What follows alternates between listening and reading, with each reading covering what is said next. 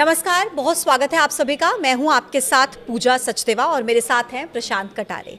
सबसे पहले हमारी तरफ से आप लोगों का बहुत बहुत धन्यवाद। आपने हमारी पुरानी वीडियो को खूब प्यार दिया और इसी उम्मीद के साथ हम एक नया वीडियो आपके लिए आज लेकर आए हैं और उम्मीद करते हैं कि वीडियो आपके काम का होगा, आपको पसंद आएगा। देखिए, पहलगाम हमले को 6 दिन बीत चुके हैं और देश का हर एक नागरिक ये इंतजार कर रहा है कि पाकिस्तान पर हिंदुस्तान स्ट्राइक कब करेगा, मिलिट्री स्ट्राइक कब होगी। लेकिन ये भी आप सब जानते हैं कि ये तुरंत होने वाला काम नहीं है। मतलब इसके लिए भरपूर तैयारी, इनपुट्स और बहुत सारे डिसीजंस इसके लिए लिए जाने हैं। उसके बाद ही हिंदुस्तान की तरफ से, भारत सरकार की तरफ से कोई ऐसा डिसीजन लिया जाएगा कि किस तरीके से पाकिस्तान पर ये स्ट्राइक करनी है। लेकिन इस बीच ऐसा बिल्कुल नहीं है कि भारत हाथ पर हाथ धरकर बैठा है। हर रोज कुछ ना कुछ पाकिस्तान को लेकर किया जा रहा है जिससे पाकिस्तान बौखला रहा है। आज के इस वीडियो में हम दोनों मिलकर आपको एक एक पॉइंट बताएंगे कि अभी तक भारत की तरफ से क्या क्या वो बड़े फैसले लिए गए हैं और इसी के साथ आपको ये भी बताएंगे कि हिंदुस्तान में कौन नेता ऐसे हैं जिनको पाकिस्तान के खिलाफ सिंधु जल समझौते को रोकने का ये फैसला गलत लग रहा है। उन्हें पाकिस्तान के किसानों की चिंता हो रही है। तो चलिए शुरुआत करते हैं एक एक अपडेट के साथ। सबसे पहले प्रशांत, आप बताइए। बिल्कुल, आपने जिक्र किया उन नेताओं का जिन्हें बुरा लग रहा है सिंधु जल समझौता ब्रेक करना या पाकिस्तान के पानी रोकने की बात को, उस पर भी जाएंगे। लेकिन आपने पहले वॉर का भी जिक्र किया। आपने कहा कि हाथ पर हाथ धरे नहीं बैठा है। वाकई हाथ पर हाथ धरे नहीं बैठा हुआ है भारत। दरअसल तैयारी चल रही है और जो एक्सपर्ट्स हैं, सिक्योरिटी एक्सपर्ट्स हैं, वो कह रहे हैं कि भाई सेना को लड़नी है लड़ाई, उन्हें अपनी तैयारी करने दीजिए, सरकार को अपनी प्लानिंग करने दीजिए, थोड़ा सा इंतज़ार करिए। और उस हिसाब से, चूँकि हाँ एक बात ज़रूर है, 2 अटैक इससे पहले जब हुए थे 2014 के बाद, जब मोदी गवर्नमेंट आई, जो पहला अटैक हुआ था वो था उरी अटैक 2016 में हुआ था और उसके बाद हमने सर्जिकल स्ट्राइक की थी। सरप्राइज हमारा अटैक था, वो सरप्राइज एलिमेंट अगर हम उसे कहें तो गलत नहीं होगा। इसके बाद पुलवामा पे आई है, पुलवामा 2019 में हुआ था और उसके बाद हमने फिर सरप्राइज एयर स्ट्राइक की थी।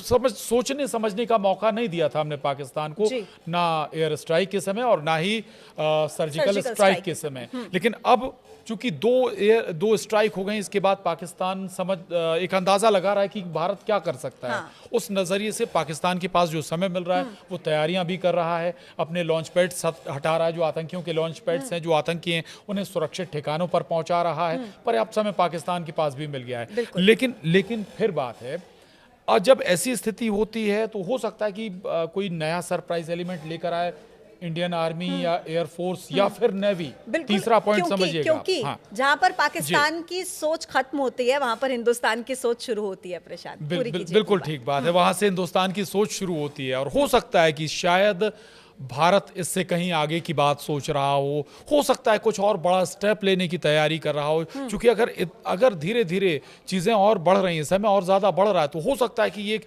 सीमित वॉर वाली स्थिति आ रही हो कि पर्टिकुलर एक मोर्चे पर भारत और पाकिस्तान जंग लड़ें। हो सकता है कि पाक ऑक्युपाइड कश्मीर, जिसका हम जिक्र करते हैं, हो सकता है कि शायद वो भी कुछ प्लान हो, जो जैसा लोग सजेशन देते हैं, कहते हैं कि भाई आप बातें तो बहुत करते हैं, करके भी बताइए ना। हो सकता है कि वो भी प्लान हो रहा हो।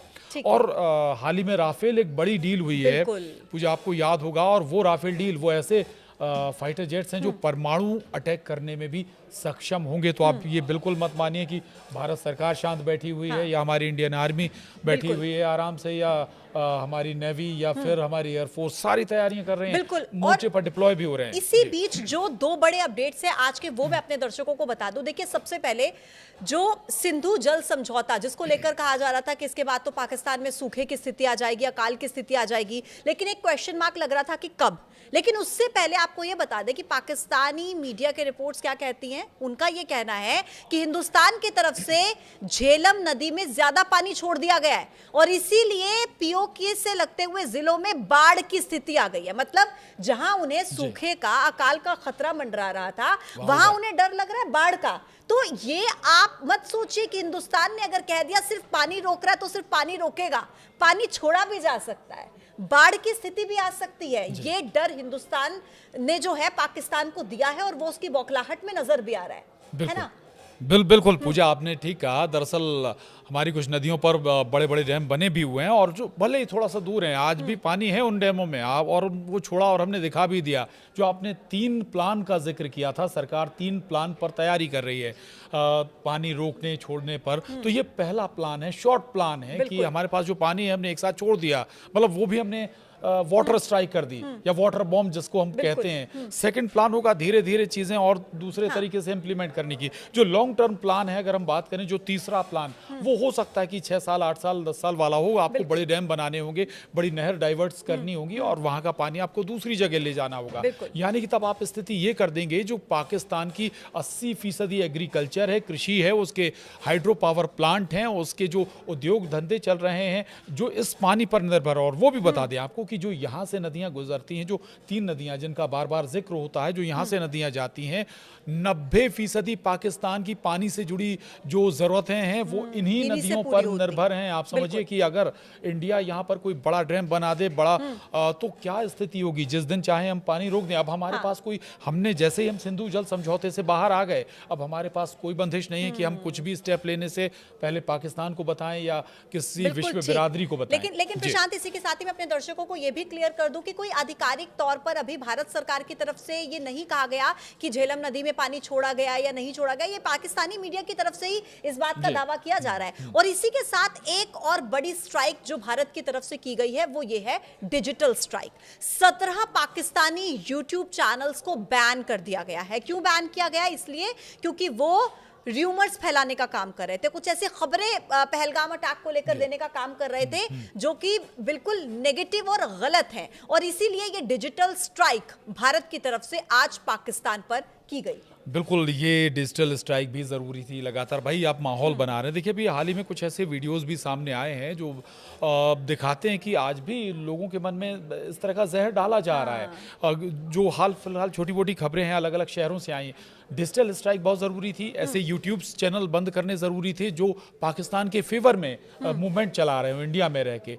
दूसरा, अब कुछ और आते हैं जो मैं फिर बात करूँगा। CDS, पूर्व CDS बिपिन रावत की, जनरल बिपिन रावत की, जो हमारे बीच नहीं है, उन्होंने कहा था कि 2.5 मोर्चों पर हमें तैयारी करनी है युद्ध की। एक चाइना, पाकिस्तान, और 2.5 जो यानी आधा जो मोर्चा है वो हमारे देश के अंदर है, जिसका जिक्र बार बार होता रहा है। और वो है हमारे देश के अंदर, जो कई बार हमारी विचारधारा से सरकार जो स्टेप लेती है उससे, या जो हमारी फौजें स्टेप लेती हैं उससे सहमत नहीं होते हैं। उसी तरह के कुछ विचार आए हैं कुछ किसान नेताओं के। नरेश टिकैत, राकेश टिकैत दोनों भाई हैं। नरेश टिकैत कहते हैं कि पाकिस्तान में 6-8 लोगों ने जो किया है उसके लिए पूरे पाकिस्तान को आप जिम्मेदार नहीं ठहरा सकते हैं। ये नरेश टिकैत कहते हैं। नरेश टिकैत कहते हैं कि जो सिंधु जल समझौता आपने ब्रेक किया है वो ठीक नहीं है। भाई, पाकिस्तान में भी किसान हैं, वो परेशान हो जाएंगे, वहाँ की कृषि प्रभावित हो जाएगी। लेकिन मैं ये कहता हूँ, क्या आपको Mumbai attack, Mumbai serial blast आप भूल गए क्या? क्या दिल्ली में जब सीरियल ब्लास्ट आपके ऊपर हुए वो भूल गए क्या? जब 1990 में जम्मू कश्मीर से आपने सारे हिंदुओं को, पंडितों को आपने मार कर भगा दिया, महिलाओं के साथ रेप किया आपने, वो भूल गए क्या? इसके बाद लगातार जो अटैक होते रहे वो भूल गए क्या? उरी अटैक भूल गए क्या? पुलवामा अटैक भूल गए आप? पहलगाम भूल गए आप? और मैं तो ये कहूंगी प्रशांत, इसी के साथ जोड़ते हुए कि आप जरा सोच के देखिए, क्या आपके मन में पाकिस्तान के लोगों के प्रति कोई हमदर्दी है? मुझे लगता है नहीं होगी। क्या मेरे मन में कोई हमदर्दी है? नहीं होगी। और हिंदुस्तान के मन में ये हमदर्दी थी। इतने सालों तक, 65 सालों तक हमने इस समझौते को नहीं रोका, सरकार ने इस समझौते को नहीं रोका, क्योंकि वो हमदर्दी आम नागरिकों के लिए थी कि वो परेशान होंगे। लेकिन जब वही पाकिस्तान हमारे ही आम लोगों को अपना निशाना बनाता है, उन लोगों को जिनके हाथ में कोई कुछ भी वेपन नहीं है, उनको अपना शिकार बनाता है, तो फिर पाकिस्तान के किसान हो या पाकिस्तान की आम जनता हो या कोई भी हो, पाकिस्तान के लिए हमदर्दी आखिर नरेश टिकैत के मन में इतनी क्यों है? ये मेरी तो समझ से परे है। आपको समझ आ रहा है? नरेश टिकैत, उनके भाई को भी सुन लीजिए। राकेश टिकैत वो कहते हैं कि जानबूझकर हिंदू मुस्लिम कराया जा रहा है और उसका फायदा किसको हो रहा है वो सबको पता है। यानी एक पर्टिकुलर सियासी दल को वो टारगेट कर रहे हैं। लेकिन मैं फिर कहूंगा कि भाई, जो हुआ है, आपको जब पूरा देश या पूरे देश देश के एक एक दल एक साथ खड़े हुए हैं, सरकार के साथ खड़े हुए हैं, फ्री हैंड दिया हुआ है, आप बीच में इस तरह का बयान क्यों दे रहे हैं? या इस तरह की आपकी विचारधारा क्या है? आप उससे क्या साबित करना चाहते हैं? भाई जब जंग होती है तो जंग दो देशों के बीच होती है, वो किसानों या इनके बीच नहीं होती है कि भाई उस देश के किसान या इस देश के किसान, दो देशों के बीच होती है। क्योंकि आपने हमारी अस्मिता पर हमला किया, आपने हमारी आत्मा पर हमला किया है। पहलगाम में जो हमला किया है, आप कह सकते हैं कि हमारी एक छोटा लैप्स हो सकता है कि हम चूक गए होंगे। वो ये कह रहे हैं कि भाई ये इस पर भी नरेश टिकैत कहते हैं कि ये खुफिया एजेंसियों की चूक है, सरकारी अफसरों की चूक है।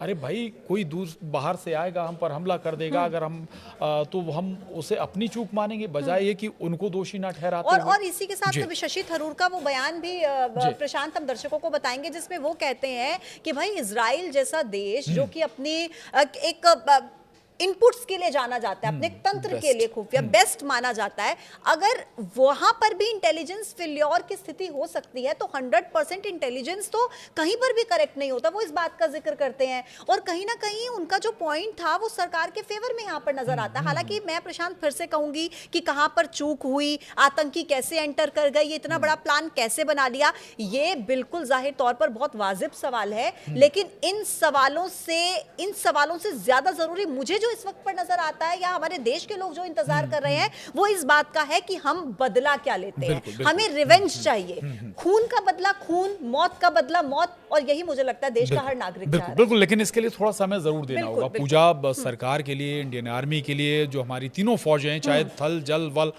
थल जल वायु सेना, तीनों सेनाओं को समय देना चाहिए, सरकार को प्लानिंग के लिए समय देना चाहिए। और एक और बात जोड़ दूं, अभी जो आपने शशि थरूर के बयान का जिक्र किया, सिक्योरिटी एक्सपर्ट्स कहते हैं कि हमारी जो खुफिया तंत्र जितना मजबूत है, उस मजबूत खुफिया तंत्र के साथ इसमें होता ये, जब कोई 200-250 बार हमले के प्रयास करता है तब एक बार सफल होता है।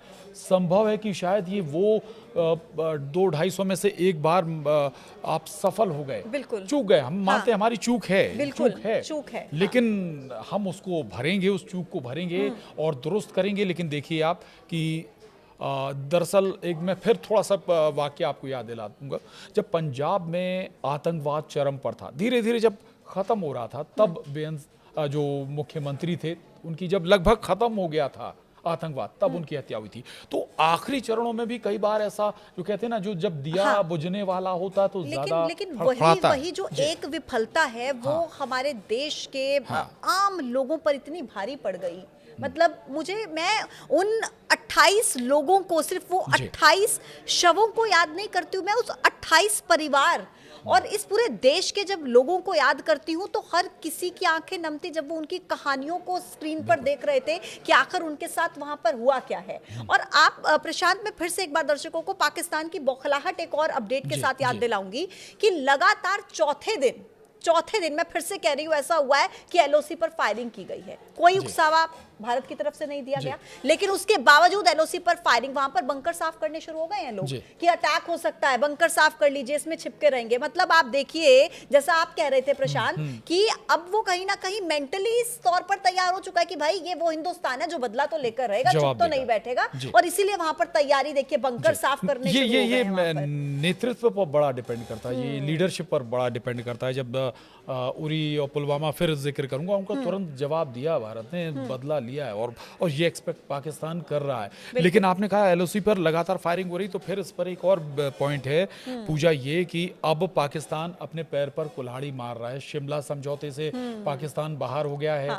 यानी अभी तक स्थिति ये थी कि जो जहां पर है हम उस लाइन का सम्मान करेंगे, लाइन ऑफ कंट्रोल का। लेकिन जैसे ही शिमला समझौते से पाकिस्तान बाहर हो गया है, समझिए कि अगर हमारी सेनाओं ने मूवमेंट किया और पाकिस्तान के और अंदर 2 किलोमीटर 4 किलोमीटर अंदर घुस गई, मतलब वहां तक हम पहुंच गए, फिर वहां से पीछे नहीं हटेंगे। बिल्कुल। पर ये बिंदु पाकिस्तान को समझकर आगे ऐसी कोई हिमाकत करनी चाहिए। बिल्कुल ठीक आप कह रहे हैं प्रशांत। और अंत में हम इतना जरूर एक अच्छे एस्पेक्ट के साथ दर्शकों को ये बताकर जाना चाहेंगे कि इस वक्त पर ये आपने शायद ही पहले कभी देखा हो कि हमारे देश के कितने भी जो बड़े राजनेता कंसीडर किए जाते हैं, वो कहीं कहीं ना कहीं एक मत होकर सरकार का समर्थन कार्रवाई को लेकर जरूर करते हुए नजर आ रहे हैं। वो कह रहे हैं कि हम सरकार के साथ हैं, आप जो कार्रवाई करना चाहते हैं आप कीजिए, क्योंकि ओवैसी, असदुद्दीन ओवैसी जो है वो ये कह रहे हैं कि आपको तो पाकिस्तान को FATF की ग्रे लिस्ट में डाल देना चाहिए। अखिलेश यादव कहते हैं कि सरकार का हम पूरा समर्थन करते हैं, आपको जो कार्रवाई करनी है आप करिए। राहुल गांधी इस तरीके का बयान देते हैं। तो कुल मिलाकर देश के साथ ये एक नैरेटिव पेश होता है और ये दिखाई देता है पर्सपेक्शन की भाई पूरा हिंदुस्तान, जब हिंदुस्तान की अस्मिता पर आएगी तो आपका मतभेद हो सकता है, लेकिन आपके जो मन भेद हैं वो कभी उजागर नहीं होंगे, वो दिखेगा देश के लिए। बिल्कुल देश के लिए वो जो एकता है, वो चाहे पॉलिटिकल लेवल पर हम देखें तो ये मुझे बहुत अच्छा लग रहा है कि वो नजर आ रही है। बहुत अच्छी बात कही आपने कि देश के लिए कम से कम एक हैं। हर कोई भी दल हो, कोई भी सियासी दल हो, विपक्षी दल हो, या हर व्यक्ति आज एक लाइन ले रहा है कि आप जवाब दीजिए, तैयारी कीजिए, हम आपके साथ। बिल्कुल सही आप प्रशांत कह रहे हैं। तो अब इसी के साथ आज के इस वीडियो के साथ हमें इजाजत दीजिए, लेकिन फिर एक बार हम आपको थैंक यू बोलना चाहेंगे प्रशांत, क्योंकि बहुत सारा प्यार आपने हम दोनों के पुराने वीडियो पे दिया। वो पहला वीडियो हम दोनों आपके लिए लेकर आए थे और आगे भी इस तरीके के वीडियो जारी रहेंगे। शुक्रिया प्रशांत। और बिल्कुल और हम ये कहेंगे आप हमारा चैनल सब्सक्राइब जरूर करें और अगले वीडियो का इंतजार भी जरूर करें। नमस्कार।